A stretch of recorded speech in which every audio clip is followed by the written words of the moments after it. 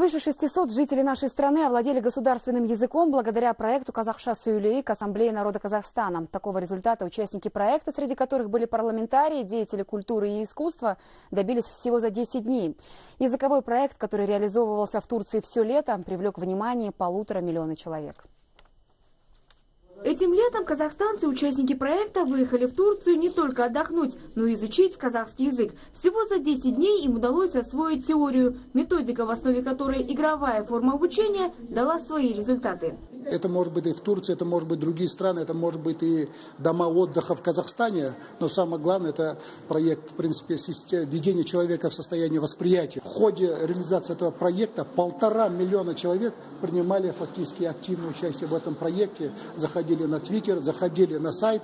То есть это огромный резонанс в Казахстане вызвал. Участниками образовательного проекта в Турции стали депутаты, деятели культуры и искусства. В моем возрасте очень трудно изучить язык.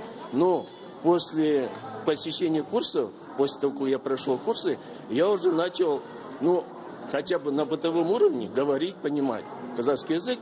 И я уже как бы преодолел тот психологический барьер, да? Я уже могу спокойно разговаривать, здороваться, прощаться, спросить, как дела, калнас халай. Я сам на себе испытал, во-первых, это очень эффективно.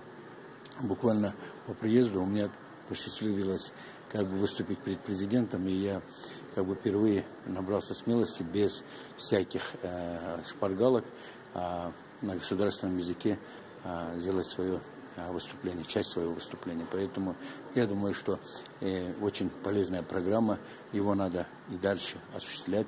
Эту программу я хочу, чтобы охватили, в этой программе участвовали все граждане Казахстана. Языковой проект Ассамблеи народа Казахстана будет иметь продолжение. В следующем году организаторы предполагают привлечь больше участников. И, возможно, тогда число казахстанцев, знающих государственный язык, увеличится в разы. Шолпан Иманбаева, Ержан Рахманбердиев, 24 КИЗ.